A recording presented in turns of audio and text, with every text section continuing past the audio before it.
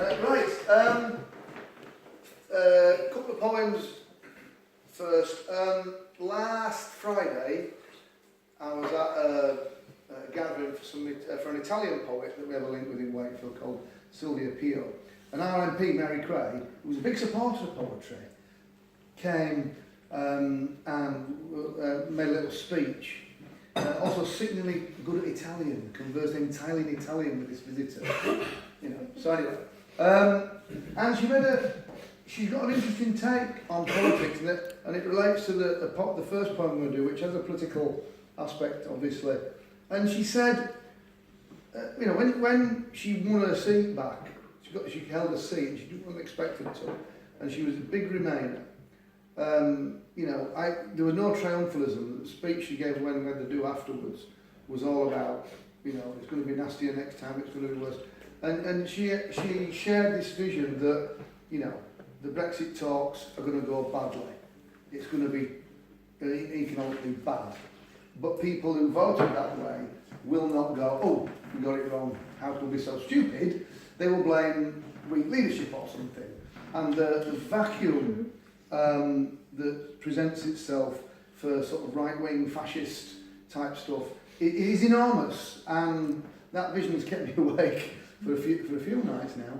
And she said something really interesting. She said that poets and writers, artists, she feels that we have a political duty, not to do preachy, oh, isn't it bad, all this type poems, which I hate, but actually to tell the story and have a vision of what things could be in a good way, or maybe in not a good way, and to claim the ground for artists and people who have a wider vision of the world. Because she, like myself, was a linguist, and so feels sort of a lifelong affinity with Europe. So anyway, so this first poem, I tried to have a vision of what if all these, we want to be out of Europe types, Brexit types, got their way, what it would be like in terms of our wonderful English language. And so the title, I need a new title. I called it Saxon Genitive. Do you need to explain Saxon Genitive? When you say Peter's book in English and you put an apostrophe on it, if you can spell, it replaces an E from the German, German part of our language.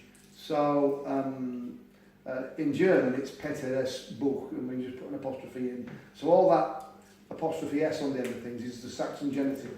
And not the fact that I've got to explain it to people as literate as ourselves here, means that it's one of them sort of arcane things, but actually just shows where our language comes from. And people just say stuff and don't realise what the origin is. So anyway, if we got rid of all that, get rid of all these foreigners, that sounds a bit wishy-washy. Get rid of all these foreigners, get rid of all this foreign influence, British, blah, blah, blah. What would it be like in our language? So Saxon genitive. After they'd all been sent home, the stress on the one had gone from my funk, and the pages on my Bible were blank, and I couldn't form the word for chant, and lawyers lacked their Latin terms to describe the crimes and were lost for words. So villains escaped into speechless streets, and implication conceded defeat. And I couldn't say the S on the end of ours. After they'd all been sent home, a man at a bar wins tepid ale while doctors and nurses waved from the rail, and we chained our doors to claim some prize and took back control of the stones and the moss, gagged on the reflux of homegrown loss, squared our shoulders and scratched our crotch, and couldn't say the S on the end of ours. I walked the aisles for tasteless miles to search for the right masala spice and the roots and the fruits of the living words and the stems and endings of English verbs, till I got what we wanted and swallowed my tongue as I licked soft potatoes grown soft in the fields, and buildings burned backwards, and I spat tired teeth, and I couldn't say the S on the end of ours. Thank you. I've got to work on that because, to be honest, a poem that lasts longer introduction than poems isn't very good, is it really? And second one, seeing knobheads drive round right fast on a Saturday night. There's a witching hour about 9 o'clock if you drive round lanes, round where we live, where people just go crazy and drive cars really fast. So, and this has a reference to Brexit and stuff as well, so it's a theme. It's a theme, chaps. Well, now this is night.